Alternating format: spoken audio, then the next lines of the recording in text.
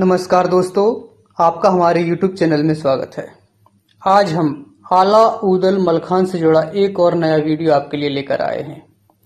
इससे पहले हमने आपको बताया आला ऊदल मलखान बोनाचोर के सहायता मांगने पर बोनाचोर का विवाह कराने को हीरागढ़ सेना लेकर पहुंच जाते हैं। हीरागढ़ के राजा बिरखा की विवाह की पहली शर्त पूरी कर दूसरी शर्त दानव सेना और दानव सेना के सेनापति पर जीत पूरी करने में बनाफर दानव सेना को हरा देते हैं।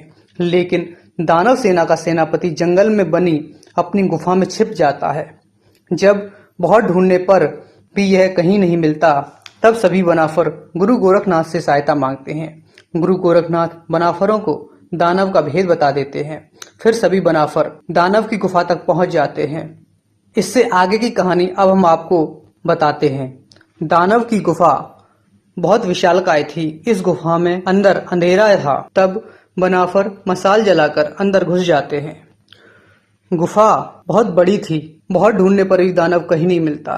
तब मलखान आला से कहते हैं, दानव तो कहीं नहीं मिल रहा, अब क्या किया जाए। तब आला कहते हैं, गुरुजी ने बताया है दानव यहीं है, तो फिर यहीं होगा, बस हमें वो दिख नहीं रहा, हम उसे ढूंढ नहीं पा रहे। तभी उदल एक जगह एक बड़ा सा पत्थर देखते हैं और कहते हैं, दादा ये पत्थर कैसा रखा है। गुफा के अंदर ऐसा पत्थर तो दानव गुफा के मुंह पर ही रखते हैं। तब सभी बनाफरों पत्थर के पास जाते हैं और पत्थर को हटाते हैं। पत्थर हटाते ही बनाफरों को एक रास्ता दिखाई देता है, लेकिन ये रास्ता बहुत छोटा था। इसमें एक बार में केवल एक ही आदमी घुस सकता था। अब प्रश्न ये था कि इसके अंदर घुसेगा कौन। तब बोनाचोर कहता है, मेरा शरीर छोटा है, मैं आसानी से इसके अंदर घुस जाऊंगा। तब उदल कहते हैं, ये ठीक नहीं। तब बोनाचोर कहता है, ठीक क्यों नहीं। तब उदल कहते हैं, दानव जरूर किसी दूसरे रास्ते से इसके अंदर घुसा बैठा है। अगर वह अंदर है तो बोना के अंदर जाते ही वह बोना पर हमला कर देगा। दानव बोना को मार देता है तो विवाह किसका कराएंगे। फिर हमें बारात बिना दुल्हन के ही ले जानी पड़ेगी। सोचो हमारी कितनी बेइज्जती होगी। सभी राजा कहेंगे कि दूल्हा को भी नहीं बचा पाए, गए थे विवाह कराने। तब मलखान कहते हैं, तो फिर मैं अंदर जाकर दानव से युद्ध करूंगा और दानव को मारकर वापस आऊंगा। तब उदल कहते हैं, छोटे भाई के रहते बड़े भाई को लड़ने जाना पड़े, यह छोटे भाई के लिए बहुत ही शर्म की बात है।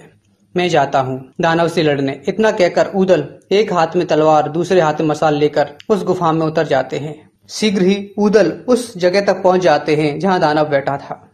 दानव उदल को देखकर कहता है, आखिर ढूंढ ही लिया उदल। उदल तुम अकेले ही मुझसे युद्ध करने आ गए। तुम सा वीर दूसरा कोई नहीं, लेकिन आज ये तुम्हारी आखिरी लड़ाई होगी। तब उदल कहते हैं, तुम्हारी हमसे कोई लड़ाई नहीं है, तुमसे हमारा कोई बैर नहीं है। तुम राजा बिरखा की शर्त को पूरा करने को अपनी ताकत लगा रहे हो, तो हम भी बोना का विवाह कराने को वही कर रहे हैं। तुम अपनी हार स्वीकार कर लो और हमें शर्त पूरी करने दो। इस पर दानव कहता है, मैं बिना लड़े हार स्वीकार नहीं करूंगा। तब उदल कहते हैं, तो फिर लड़ने को तैयार हो जाओ। इसके बाद दोनों में लड़ाई शुरू हो जाती है। दानव बहुत खतरनाक था, लेकिन उसके सामने कोई छोटा योद्धा नहीं था, उदल थे। दोनों ही बहुत प्रचंड युद्ध करते हैं। युद्ध इतना भयंकर था कि तलवारों के टकराने की आवाज बाहर खड़े बनाफरों को सुनाई दे रही थी। युद्ध कई घंटों चलता है। अंततः उदल दानव पर विजय पाने में सफल हो जाते हैं। उदल दानव को हराकर गुफा से बाहर आते हैं तो सभी बनाफर उदल की इस जीत पर बहुत खुश होते हैं। सैनिक उदल की जय जयकार करने लगते हैं। इसके साथ ही बनाफर राजा बिरखा की ये दूसरी शर्त भी पूरी कर देते हैं। इसके बाद आल्हा राजा बिरखा को उनकी दूसरी शर्त पूरी करने की सूचना देते हैं। इसके आगे की कहानी हम आपको दूसरे वीडियो में बताएंगे। अगर आपको वीडियो पसंद आया तो वीडियो को लाइक कर दीजिए, चैनल को सब्सक्राइब कर दीजिए।